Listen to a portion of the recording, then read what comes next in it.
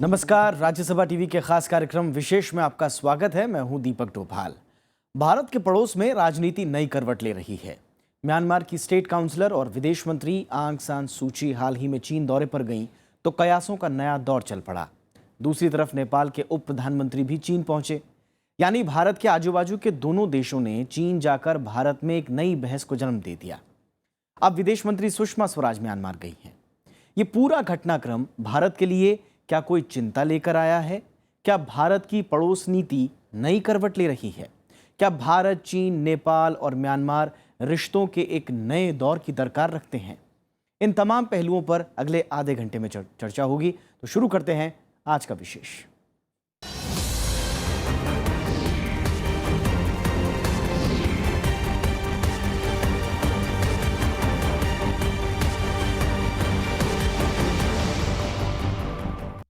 आंग सान सूची अभी अभी चीन से लौटी हैं और इससे पहले कि चीन और म्यांमार के बदले रिश्तों की बात करें, बात सुषमा स्वराज के म्यांमार दौरे की।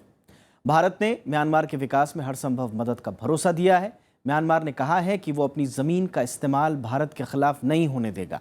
विदेश मंत्री सुषमा स्वराज और म्यांमार के विदेश मंत्री आंग सान सूची ने एक्ट ईस्ट नीति को दोनों देशों के हित में बताया।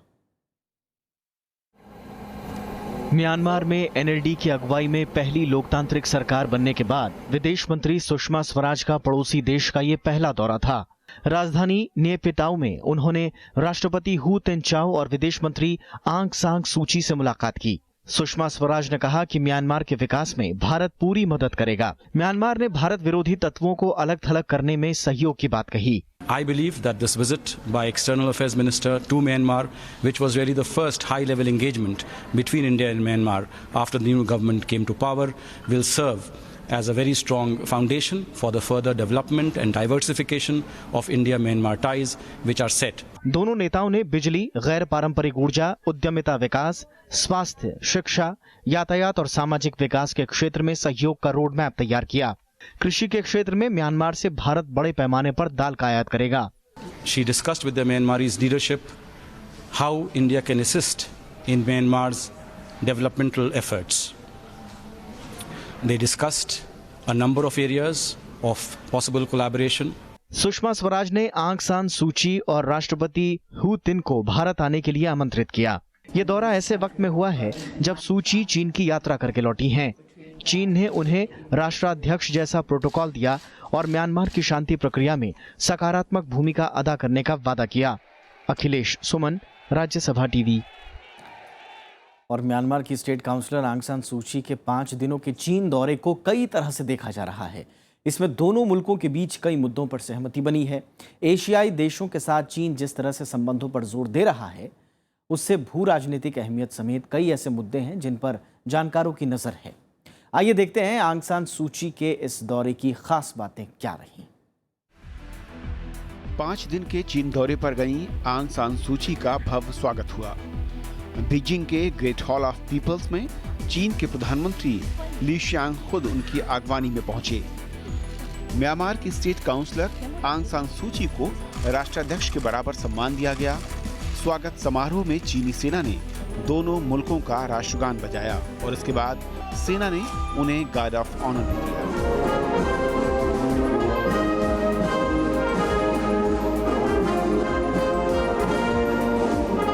आंग सान सूची फिलहाल म्यांमार की विदेश मंत्री भी हैं और नई सरकार बनने के बाद आसियान देशों को छोड़ दें तो ये उनका पहला विदेश दौरा है। प्रधानमंत्री ली शियांग से मिलने के बाद सूची ने चीन के राष्ट्रपति जिनपिंग से मुलाकात की और दोनों देशों के बीच कई मुद्दों पर बातचीत हुई। दोनों देशों के सीमावर्ती इलाकों में उग्रवादियों पर नकेल कसने से लेकर हाइड्रो पावर प्लांट पर भी म्यांमार और चीन के बीच सहमति बनी।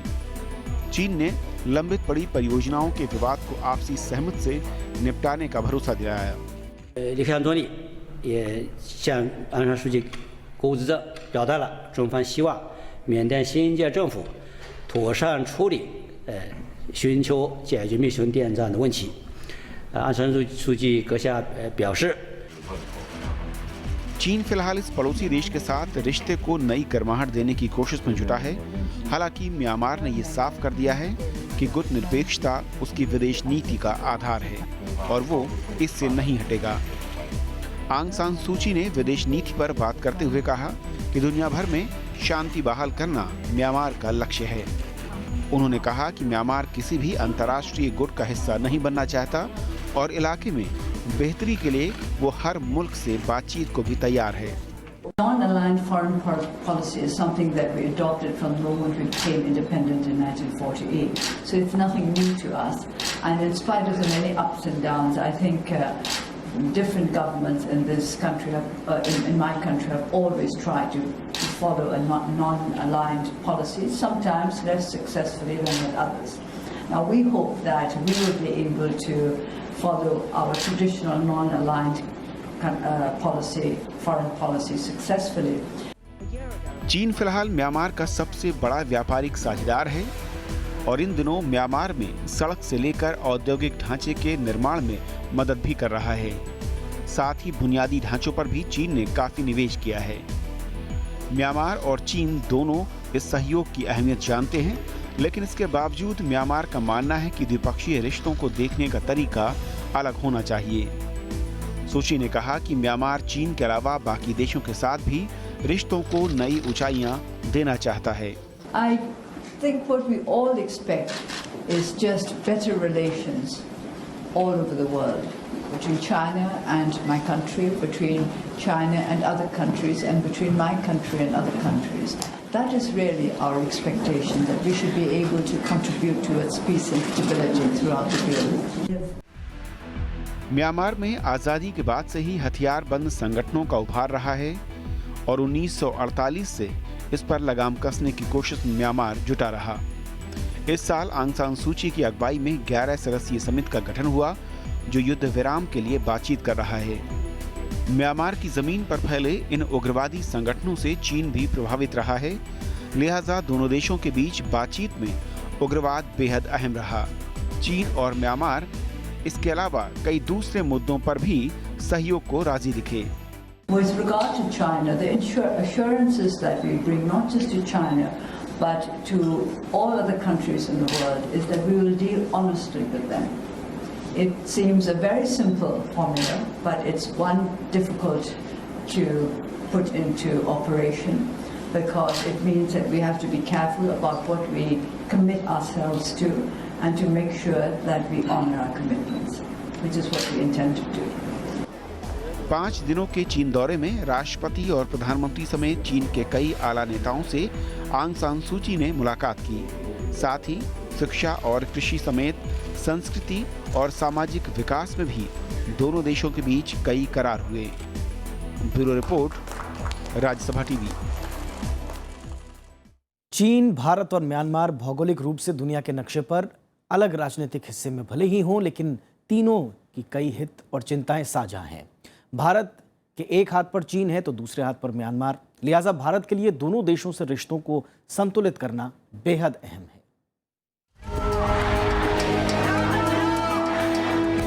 म्यांमार ने अभी अभी लोकतंत्र का स्वाद चखा है।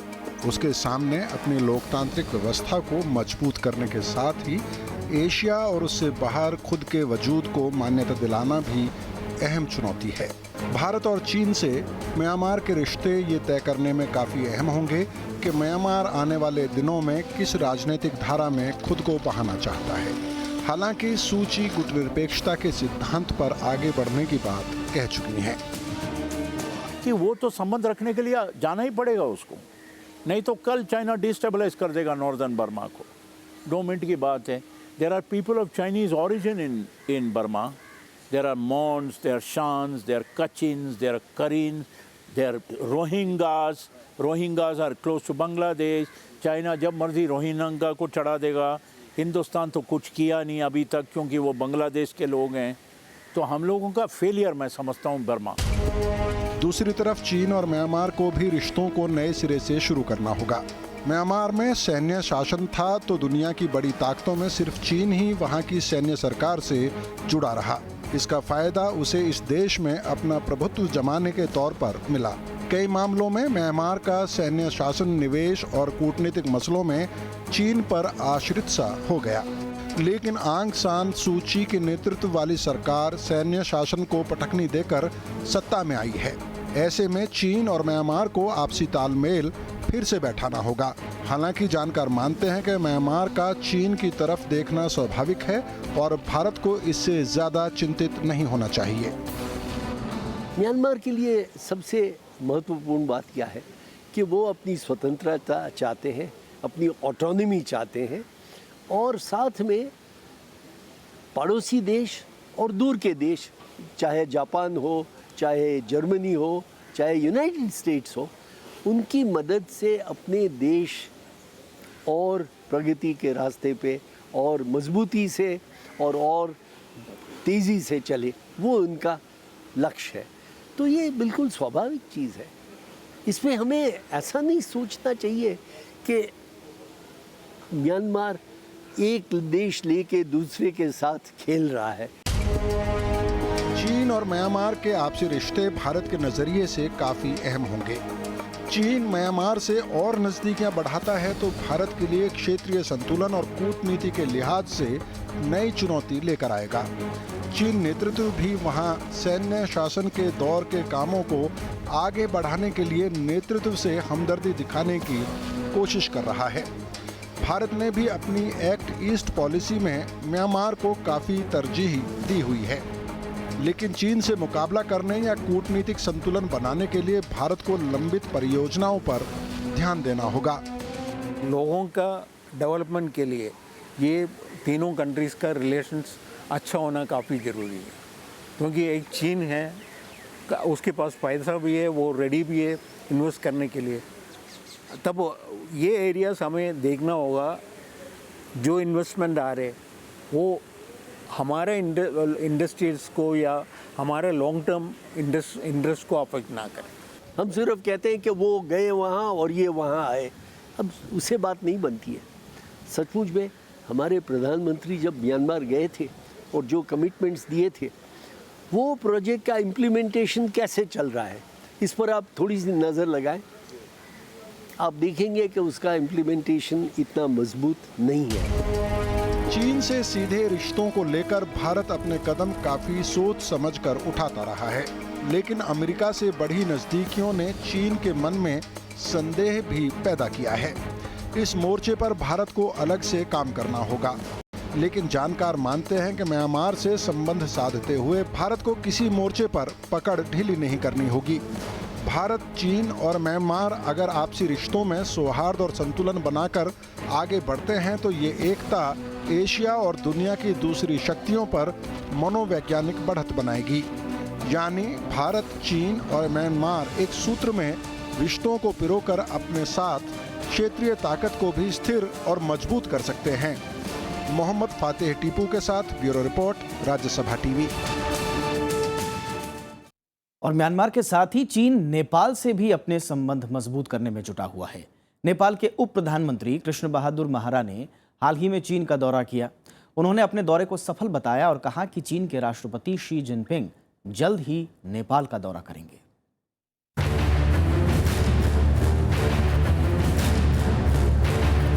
नेपाल में पुष्पकमल दहल के प्रधानमंत्री पद संभालने के 2 हफ्ते के भीतर ही नेपाल ने चीन का रुख किया। 15 अगस्त को नेपाल के उप प्रधानमंत्री और प्रचंड के विशेष दूत कृष्ण बहादुर महारा 5 दिनों की यात्रा पर बीजिंग पहुंचे।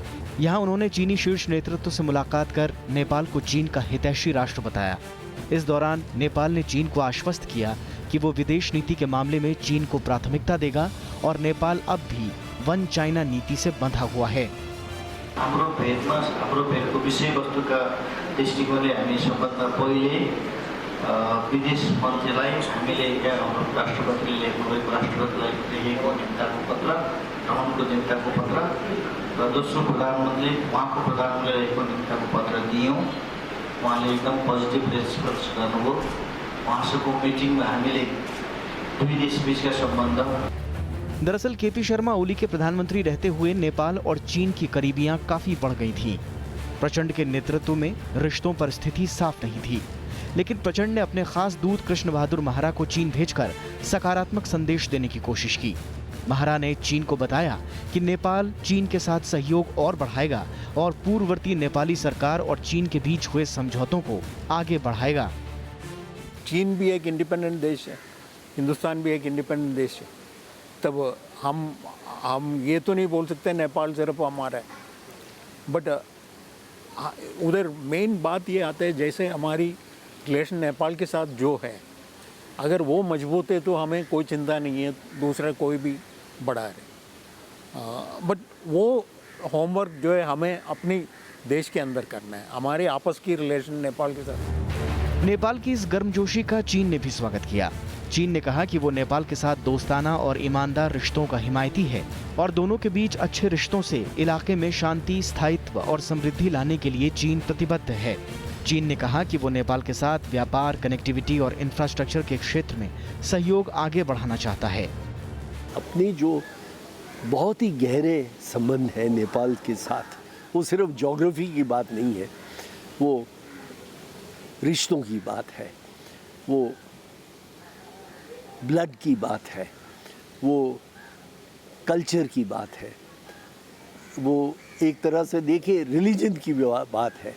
तो हमें सेल्फ कॉन्फिडेंस होनी चाहिए कि नेपाल कोई भी हालत में भारत के खिलाफ काम नहीं कर सकता है। नेपाली उप प्रधानमंत्री ने इस दौरान चीन के राष्ट्रपति शी जिनपिंग को नेपाल की राष्ट्रपति विद्या देवी भंडारी की ओर से नेपाल आने का न्योता भी दिया। चीन के प्रधानमंत्री ली कशांग ने कहा कि दोनों देशों के विदेश मंत्री राष्ट्रपति शी जिनपिंग के नेपाल दौरे की तैयारी के लिए संपर्क में रहेंगे। कृष्ण बहादुर महारा ने अपने दौरे को बेहद सफल बताया। मोहम्मद फातेह टीपू के साथ bureau report, Rajya Sabha TV. Nepal एक ऐसा मुल्क है जो भारत और चीन के बीचों बीच बसा हुआ है, लेकिन शुरू से ही इस देश का झुकाव भारत के पक्ष में रहा है। लेकिन हाल ही के दिनों में चीन ने इसे अपने पाले में लाने की कोई कसर नहीं छोड़ी। फिर भी नेपाल के साथ भारत जिस तरह का संबंध साझा करता है, उससे भारत, नेपाल और चीन के बीच त्रिपक्षीय रिश्तों में भारत का दबदबा अभी भी कायम है। भारत और नेपाल के बीच खुली सीमा ये बयां करती है कि दोनों देशों के बीच संबंध किस स्तर का है। लेकिन हाल के दिनों में दोनों देशों के बीच तकरार भी देखने को मिली। खासकर नया संविधान लागू होने के बाद भारत और नेपाल के बीच तनातनी बढ़ गई। नेपाल के दक्षिणी हिस्से में रहने वाले मधेशियों ने संविधान में संशोधन की मांग की और आंदोलन पर उतर आए। मधेशियों का आंदोलन इतना बड़ा हो गया कि भारत नेपाल सीमा पर आवाजाही पूरी तरह बंद हो गई। नतीजा ये हुआ कि भारत से जाने वाले सामान से लदे ट्रक नेपाल में घुस तक नहीं पाए। इसके बाद नेपाल की हालत खराब होने लगी। वहां ऊर्जा संकट पैदा हो गया। गैस सिलेंडर की कीमत 10,000 रुपए को भी पार कर गई। 2000 से ज्यादा कल कारखाने बंद हो गए। नेपाल ने आरोप लगाया कि भारत सामान नहीं भेजकर नाकेबंदी कर रहा है और इस तरह मधेशियों के बहाने अंदरूनी मामलों में दखल दे रहा है, जबकि भारत ने इस आरोपों को खारिज कर दिया। नेपाल के तत्कालीन राष्ट्रपति केपी शर्मा ओली का रुख इसके बाद से भारत विरोधी होने लगा। वो चीन के ज्यादा करीब दिखने लगे। लेकिन इसके बाद नेपाल में सत्ता परिवर्तन हुआ है और अब भारत को उम्मीद है कि नेपाल और भारत के बीच संबंध पहले से ज्यादा बेहतर होंगे। नेपाल में काफ़ी बड़े बड़े हाइड्रो पावर प्रोजेक्ट्स पे पहली बार भारत और नेपाल और साथ में और देश है, एशियन डेवलपमेंट बैंक है, बाकी और विदेश के इन्वेस्टर्स हैं, वो सब साथ में मिलके वो प्रोजेक्ट्स को आगे बढ़ा रहे हैं। भारत फिलहाल नेपाल में कई परियोजनाओं में मदद पहुंचा रहा है, लेकिन चीन भी पीछे नहीं है। नेपाल में जब ऊर्जा संकट पैदा हुआ तो चीन ने नेपाल की तरफ हाथ बढ़ाया और पहली बार चीन ने पेट्रोलियम पदार्थों की नेपाल में आपूर्ति की। इससे नेपाली जनता के बीच चीन की स्वीकार्यता बढ़ने लगी। लेकिन जानकारों का मानना है कि भारत और नेपाल के बीच जिस तरह की सामाजिक, सांस्कृतिक और भौगोलिक जुड़ाव है, चीन उसका विकल्प नहीं बन सकता। नेपाल का आप पहले भी सुना होगा, पहले जब प्रॉब्लम्स हुए थे तब चीन ने खुद क्लियर किया है, क्योंकि इंडिया नेपाल रिलेशन जो है दूसरा कंट्री नहीं कर सकते, क्योंकि सामान दे में भी एबल टू सप्लाई, कुछ चीज़ दे सकते हैं बट हर चीज़ नहीं, क्योंकि एक तो हमारे इधर ओपन बॉर्डर है। चीन के साथ ओपन बॉर्डर करने से भी आप देखेंगे वो जो एरिया है इतनी डिफ़िकल्ट है, दे कैन नॉट ब्रिंग सारी चीज़ वो तिब्बत के द्वारा नहीं आ सकती। फिलहाल प्रचंड ने ये संकेत दिए हैं कि वो भारत के साथ संबंधों को बेहतर बनाने की दिशा में काम करेंगे। उन्होंने ये भी संकेत दिया है कि वो जल्द ही भारत दौरे पर आएंगे और दोनों मुल्कों के बीच संवाद को और ज्यादा मजबूत बनाएंगे। लेकिन जानकारों का ये भी मानना है कि इस पूरी राजनीतिक तस्वीर पर चीन भी नजर टिकाए हुए है। नेपाल का जो प्राइम मिनिस्टर है प्रचंडा, वो तो चाइनीज डेलीगेशन पहले उसको मिल चुका है, सो वो तो उनका सलाह लेके जरूर जाएगा। इसमें क्या दो राय नहीं है इस मामला में, ये तो होना ही था। और मेरे को तो ये सब surprise, Hindustan is not a proactive foreign policy. Hindustan तो अमेरिका को और देख रहा है। पहले 40 साल से रूस संघ से देख रहे थे हम, सोवियत संघ। अब वो सोवियत संघ को गया, सोवियत संघ तो चाइना का सलाह लेता है। तो naturally the most important power in Asia Pacific region today is China. चीन ने जिस तरह की आर्थिक शक्ति हासिल की है, उसकी बदौलत पूरे इलाके पर वो दबदबा हासिल करना चाहता है। लेकिन नेपाल में भारत की मजबूत दखल की बराबरी करना फिलहाल चीन के हाथ में नहीं दिख रहा। मोहम्मद फातेह टीपू के साथ ब्यूरो रिपोर्ट, राज्यसभा टीवी। दक्षिण चीन सागर विवाद के बाद चीन एशियाई देशों में कूटनीतिक रिश्तों को मजबूत करने की कोशिश में जुटा हुआ है। दक्षिण एशिया में भी चीन की पैनी नजर है। भारत के साथ हाल ही में चीन ने रिश्तों में लचीलापन दिखाया, लेकिन मामला सिर्फ भारत तक ठहरा नहीं है, बल्कि भारत के पड़ोसी देशों के साथ भी चीन लगातार संबंधों में बेहतरी की कोशिश में लगा हुआ है। न्यूक्लियर सप्लायर्स ग्रुप यानी एनएसजी में भारत का रास्ता रोकने वाला चीन बीते दिनों अपने रुख में लचीलापन लाया है। भारत दौरे पर आए चीन के विदेश मंत्री वांग यी ने हाल में ये संकेत दिया कि एनएसजी पर वो फिर से सोचने को तैयार है। जून में एनएसजी विवाद के बाद चीन और भारत के आला मंत्रियों के बीच ये पहली मुलाकात थी। भारत दौरे पर आए वांग यी ने विदेश मंत्री सुषमा स्वराज और प्रधानमंत्री नरेंद्र मोदी से मुलाकात कर ये आश्वासन दिया था कि आने वाले दिनों में चीन भारत को लेकर नरम रुख अख्तियार करेगा। NSG issue was discussed in considerable detail by the two sides. We once again underlined the importance that we attach to India's membership in light of our clean energy requirements, which were reinforced during the INDCs in COP21. The Chinese side explained their perspective, but at the end, both sides agreed that we must continue discussions so that we can, narrow down the areas of divergence. यही नहीं, चीन ने बीते दिनों भारत के साथ आर्थिक हालात पर भी विस्तार से चर्चा की। एशिया की इन दोनों आर्थिक शक्तियों ने सितंबर में होने वाले G20 बैठक से पहले कई साझे आर्थिक मामलों पर बातचीत की। बीजिंग में भारत और चीन ने वित्तीय वार्ता के 8वें राउंड के दौरान निवेश समेत कई अहम मुद्दों पर बातचीत की। चीन इन दिनों अंतर्राष्ट्रीय स्तर पर अपने सहयोग को विस्तार देने की कोशिश में जुटा है। 敦促主要发达国家采取负责任的宏观建议。另一个方面呢，要加强彼此之间的宏观经济政策协调，积极采取措施促进本国经济的增长。 असल में मामला सिर्फ भारत तक सीमित नहीं है, बल्कि चीन इन दिनों सभी एशियाई मुल्कों को साथ जोड़ने की कोशिश में है। जब से दक्षिण चीन सागर विवाद शुरू हुआ और अंतर्राष्ट्रीय अदालत में फैसला चीन के खिलाफ गया, उसके बाद से चीन कूटनीतिक तौर पर एशियाई मुल्कों को अपने साथ जोड़ने में कोई कोर कसर नहीं छोड़ रहा। फिलीपींस को अगर छोड़ दें तो चीन आसियान के सदस्य देशों के साथ भी रिश्तों को मजबूत करने की दिशा में आगे बढ़ रहा है। उसकी इस कोशिश को जानकार दक्षिण चीन सागर विवाद के चलते पैदा हुई परिस्थितियों से जोड़कर देख रहे हैं। नॉर्दर्न एरिया जो बर्मा है वो हमेशा चाइना कंट्रोल में है। वाइट फ्लैग कम्युनिस्ट बोलते थे। अब उसका रियलिस्ट तो है, चाइना ग्रोइंग राइजिंग पावर है, रीजन पावर है, पड़ोसी है, उसको खुश रखेगी वो और जाएगी वहीं। और यहाँ पर हिंदुस्तान में उसको मालूम है हिंदुस्तान के पास वो मिलिट्री क्लाउट नहीं है। चीन और म्यांमार के बीच ताज़ा बातचीत को कूटनीतिक तौर पर इसलिए अहम माना जा रहा है क्योंकि म्यांमार भले ही दक्षिण चीन सागर से सटा ना हो, लेकिन उस इलाके में म्यांमार एक अहम देश है। यहाँ हाल ही में लोकतंत्र बहाली के बाद हर बड़ा मुल्क इसे अपने साथ जोड़ने की कवायद में जुटा है। जाहिर है चीन और म्यांमार रिश्ते का दक्षिण चीन सागर विवाद में चीन फायदा उठाना चाहेगा। मोहम्मद फतेह टीपू के साथ ब्यूरो रिपोर्ट, राज्यसभा टीवी।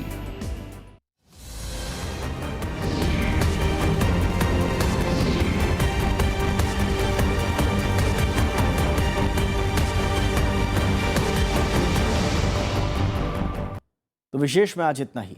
नमस्कार।